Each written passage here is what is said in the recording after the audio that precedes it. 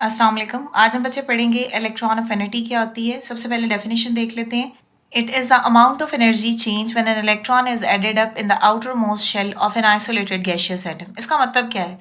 जब हम किसी भी एटम के आखिरी शेल में एक इलेक्ट्रॉन ऐड करते हैं तो जितनी एनर्जी रिलीज होती है उसको हम बोलते हैं इलेक्ट्रॉन अफिनिटी। ठीक है। It is the amount of energy change when an electron is added up in the outermost shell of an isolated gaseous atom. यानी वो अमाउंट ऑफ एनर्जी चेंज, यानी आप इसको एनर्जी चेंज भी बोल सकते हो और आप इसको एनर्जी रिलीज्ड भी बोल सकते हो। क्या है ये? It is the amount of energy released when an electron is added up in the outermost shell of an isolated gaseous atom. ठीक है। फॉर एग्जाम्पल, हमारे पास कोई भी एक एग्जाम्पल है, जैसे हम लोग फ्लोरीन की एग्जाम्पल लिखें। ये इलेक्ट्रॉनिक कन्फिग्रेशन होती है। फर्स्ट शेल में हमारे पास फ्लोरीन का एटॉमिक नंबर कितना होता है? 9। फर्स्ट शेल में कितने इलेक्ट्रॉन होंगे? 2। और अगले में कितने होते हैं बच्चों? 7। अब इसको सिर्फ एक ही इलेक्ट्रॉन चाहिए, तो इसका मतलब है जब हम इसको एक इलेक्ट्रॉन देंगे तो इस इलेक्ट्रॉन को देने के साथ बच्चे यहाँ से जो एनर्जी होगी रिलीज, ठीक है, एनर्जी क्या होगी? एनर्जी होगी बच्चे रिलीज। उस रिलीज एनर्जी को हम लोग बोलते हैं इलेक्ट्रॉन अफिनिटी। क्लियर है? अगर हम इसको इक्वेशन में लिखें तो इक्वेशन में क्या होगा?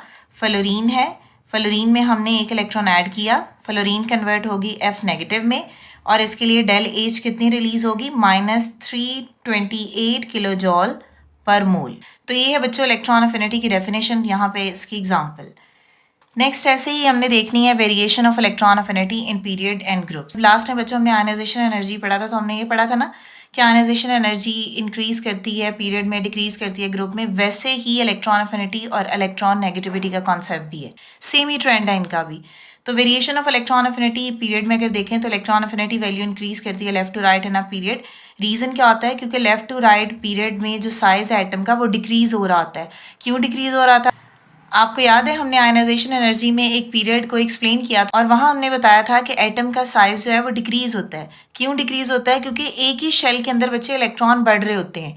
जब within the same shell electron बढ़ेंगे साइज डिक्रीज हो जाएगा। जब आपने उस स्मॉल साइज एटम में इलेक्ट्रॉन को ऐड करना है तो इसका मतलब है कि वहां से एनर्जी ज्यादा रिलीज होगी। ठीक है।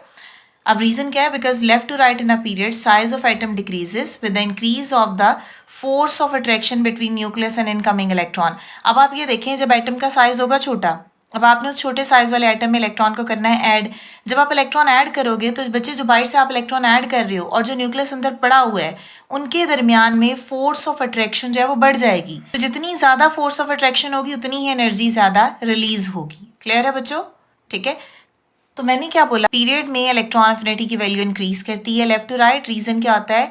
क्योंकि एटम का साइज होता है डिक्रीज, न्यूक्लियस और इनकमिंग इलेक्ट्रॉन के दरमियान में फोर्स ऑफ अट्रैक्शन हो जाती है स्ट्रॉन्ग। इनकमिंग वो इलेक्ट्रॉन जो हम एटम में ऐड कर रहे हैं। बच्चों नेक्स्ट है variation of electron affinity in groups. अब ग्रुप्स में उससे ऑपोजिट है, इलेक्ट्रॉन अफिनिटी की वैल्यू जो है वो ग्रुप में बच्चे डिक्रीज होती है टॉप टू बॉटम। क्यों डिक्रीज होती है? देखो साइज बढ़ जाता है, साइज बढ़ेगा तो न्यूक्लियस और आखिरी शेल के दरमियान में अट्रैक्शन हो जाएगी। कब? जब आप इलेक्ट्रॉन अब ऐड करोगे, force of attraction between nucleus and outer most electron वो तो ऑलरेडी वीक है, तो जब आप इलेक्ट्रॉन ऐड करोगे तो वहां से एनर्जी कम रिलीज होगी। जब बच्चों इस केस में आप इलेक्ट्रॉन ऐड करोगे, देखो फोर्स ऑफ अट्रैक्शन तो शेल्स के बढ़ने से वीक हो गई है। जब आप इस केस में इलेक्ट्रॉन को ऐड करोगे तो वहां से एनर्जी जो है वो कम रिलीज होगी। Clear? Electron affinity value decrease होती है top to bottom in a group. Reason क्या है? Because down the group size of atom जो है वो इंक्रीज करता है।